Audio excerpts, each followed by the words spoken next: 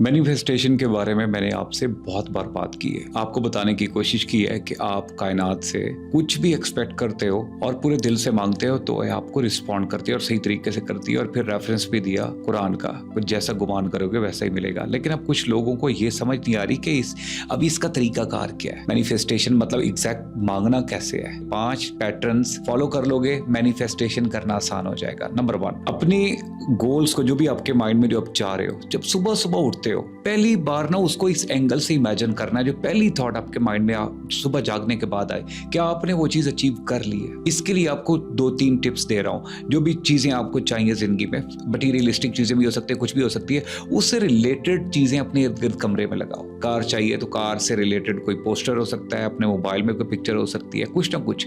ये विजुअलाइज करने में आसान हेल्प करती है।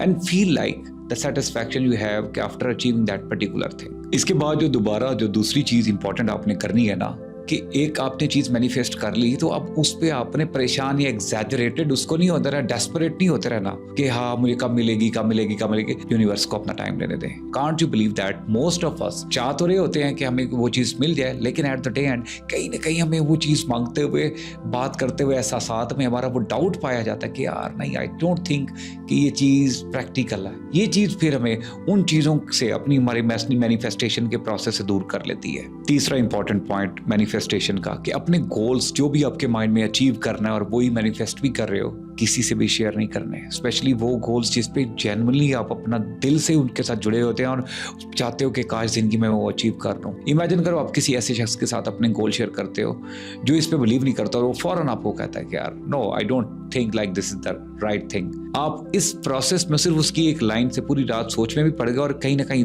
दिल में डाउट भी आएगा। So stop doing that. Very important point चौथा है, अपने बारे में और किसी और के बारे में कुछ भी नेगेटिव नहीं बोलना।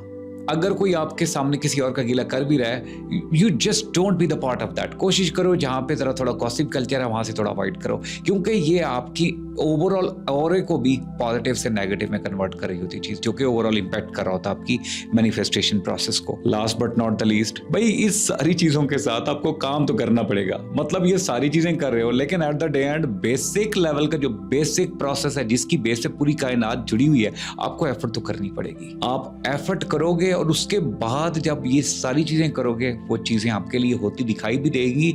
हाँ, उसमें अल्लाह ताला अपना भी आपको फिर रंग दिखाएगा कि हाँ मैं किस तरीके से एक मेहनत करने वाले बंदे को एक एक्स्ट्रा एज देता हूं, कि जो मेहनत भी करता है और बिलीव भी करता है, उसको एक्स्ट्रा एज मिलेगा उससे जो सिर्फ मेहनत करता है और बिलीव नहीं करता।